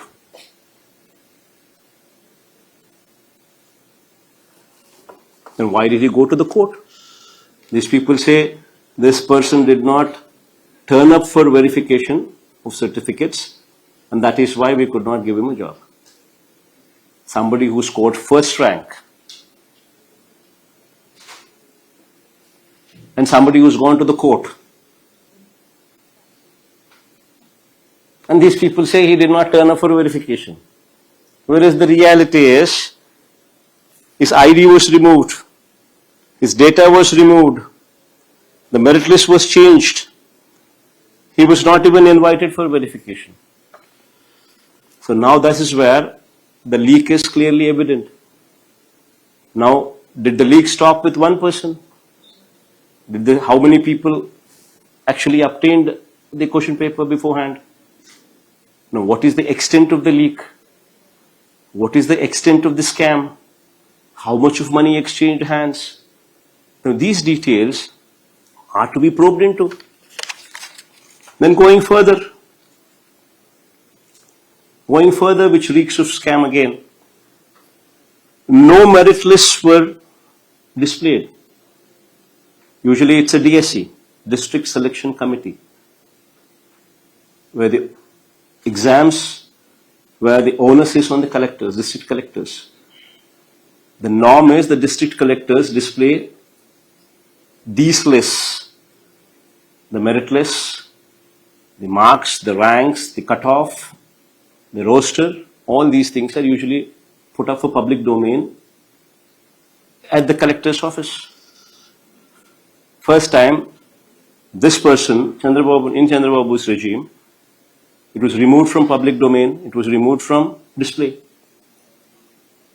They have come out with a theory of centralized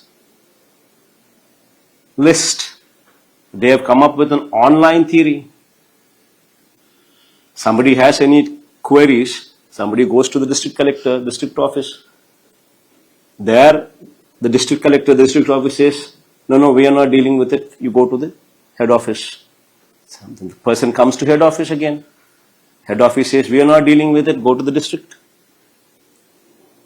This kind of confusion was intentionally created. Third, which reeks of a scam once again, going further. Ultimately, the call letters were issued on a 1:1 basis, meaning one candidate was called for one vacancy. And yet, the candidates who were summoned had gone there, submitted their documents, showed their documents, and in spite of the fact that the documents were genuine, verified, yet they were not given a job. And their job was replaced by somebody else. Why did that happen? Whereas the Rule 20 of the recruitment process itself clearly says that after considering all the GOs in existence, all the rules in existence, after considering the merit, the cutoff, the ranks, and also considering vertical reservations and horizontal reservations, the list should be selected. The finalized list should come out, and the call letters sent. In spite of that, now where and why were they not given the jobs? In spite of being called on a 1:1 basis, when their certificates were genuine. Now going further, these people have come out with a sports quota, which is yet another scam. Chandrababu Naidu replaced the earlier existing GOs, GO number 74, which was prevalent since 2012. Chandrababu Naidu replaced that existing 74 GO, the sports quota GO, through GO number 4 and through GO number 47. Both these GOs speak of the candidate selected in sports quota, the candidate getting a job through sports quota, need not even write DSC exam. This is the biggest scam. You're giving teacher posts. People are selected to teach children in math, in Hindi, in Telugu, in social sciences, etc. and etc. without even having to go through a DSC exam. And the worst part is, the person who's sitting beside me, Durgaya, is a national National Games gold medalist. He was given, he was sent a call letter on 1:1 basis, and yet he was denied a job. The worst part is, jobs were given on participation basis. Forget about medals. All what is needed is participation. And you know where? Inter-district, inter-college, inter-universities. All what one had to do is participate.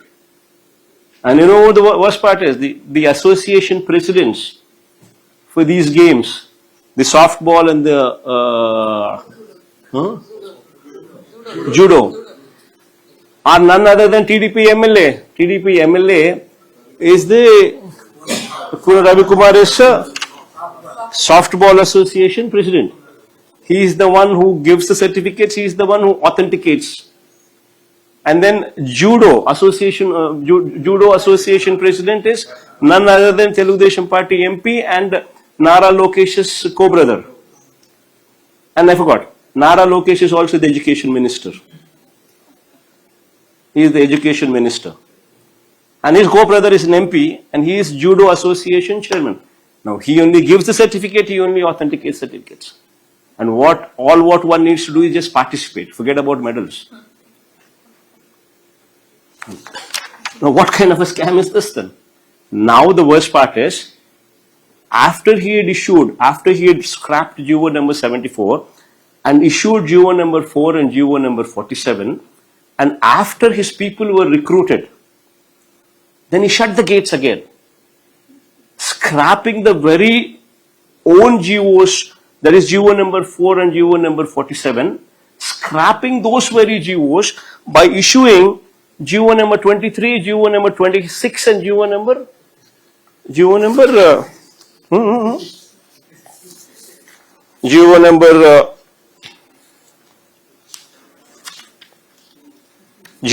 47, GO number 4 and GO number 47 were scrapped by GO number 23, GO number 25 and GO number 56. I mean, the gates are lifted, he brings people in, then again the gates are closed. What kind of a scam is this? In fact, there is also a videotape. There is also a videotape, literally people demanding money, 15 lakhs to 20 lakh rupees. Okay, fine, that's a different aspect where directly the Telugu Desam Party MLA and Telugu Desam Party MP themselves are issuing certificates and issuing the authentication and filling up the sports quota. Well, that's a separate issue, but you also have videos being circulated, which are where the police have filed an FIR. And the worst part is, what was the response of the police? When somebody is demanding 15 lakhs, 20 lakhs from candidates for allotting the posts, for giving the post, the police just book a case, not even mentioning whose telephone number it is, they just say suspect. And then they give a station bail. They don't even arrest. They give a station bail. What kind of corruption is this? What kind of a scam is this? 16,000 posts, lakhs of people attend to this exam. People study for years together, put in their best effort to get a teacher job. And look at the scams going on here. And who is the minister? Chandrababu Naidu's own son, Nara Lokesh, is the education minister. And who is the chief minister? Directly Chandrababu Naidu himself. And who are the agencies who can probe into these? If Chandrababu Naidu is given the freedom to do so, it would be his own police, it would be his own officers who report to him. Then how does one get justice? So it's very important that to instill confidence in the minds of the people, especially in the state of Andhra Pradesh, that a CBI inquiry should be brought in so as to instill confidence in the minds of the people in the state of Andhra Pradesh. This is the scam. Now, I've shown you all the evidences. I put forth literally all the GOs, all the videos, all the call letters. I put forth all the GO, everything. With all evidences, this document is being put forth. And if this does not warrant a CBI inquiry, then what does?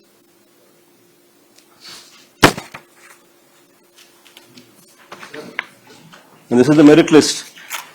You see this merit list? It's been changed at their will, at their fancy. The first list says the outsourced employee is rank number 1.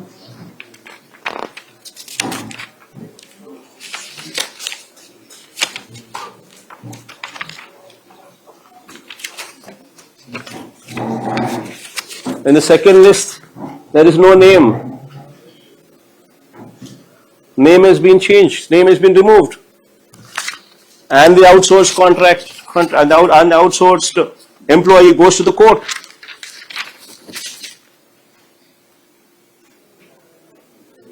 వాళ్ళు అనేది ఏంటంటే ఏదైనా discussion పెట్టాము discussions 30,000 మంది వరకు already చేసాము. Grievance letters పెట్టి ఈ వచ్చిన ఇట్లా ఏదైనా చిన్న చిన్న రెవల్యూషన్ వాటిలో 30,000 మంది వరకు సమస్యలు పరిష్కరించాము. అదేనా ఎంక్వైరీ అన్నది రాష్ట్ర ప్రభుత్వమే చేస్తే న్యాయం ఎలా జరుగుతుంది? పోలీసులు వీళ్ళ మనుషులే, అధికారులు వీళ్ళ మనుషులే, చంద్రబాబు నాయుడు గారి గవర్నమెంట్, నారా లోకేష్ ఎడ్యుకేషన్ మంత్రి. న్యాయం ధర్మం జరగాలి అని అంటే, ప్రివేలెంట్ గా ఉండాలి అని అంటే థర్డ్ పార్టీ ఏజెన్సీ రావాలి. సిబిఐ లాంటి ఎంక్వైరీ సంస్థ వస్తే అప్పుడు నీకు ఏదైనా న్యాయం ధర్మం జరుగుతుంది. S Raghavendra. Sir, how do you rate the TDP coalition government performance after completion of 2 years in power? See, about national perspective, let me not comment on it because there would probably be very little what I can speak of. But as far as the state is concerned, because I'm very much party to it and I know what's happening in the state of Andhra Pradesh. None of the poll promises.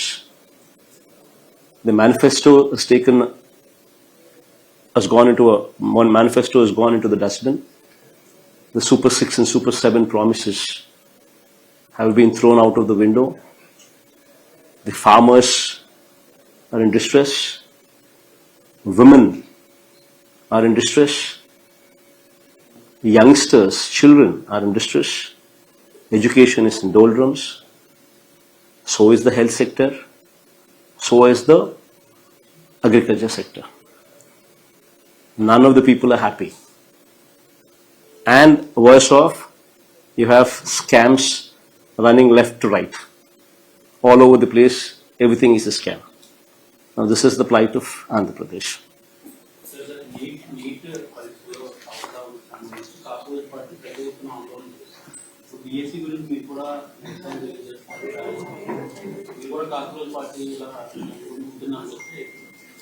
See, basically, cockroach party na ingota pakkan bedte durga. See, the most important thing is these are youngsters. వీళ్ళకు న్యాయం చేయలేకపోతే what is the government doing? Government ఇన్ని తప్పులు చేస్తా ఉన్నప్పుడు ప్రశ్నించే హక్కు ప్రతి ఒక్కరికి ఉంది. And Gen Z is part of that. వారి ఆస్పిరేషన్స్ నువ్వు గన నలిపేస్తే నిర్దాక్షిణ్యంగా ఆటోమేటిక్లీ కోట్ల మంది కాక్రోచ్లు వస్తారు. అందులో ఒక జగన్ కూడా ఒకడవుతాడు. అంతే తప్పనిచ్చి everybody is a cockroach who's going to fight for the justice, who's going to fight for justice.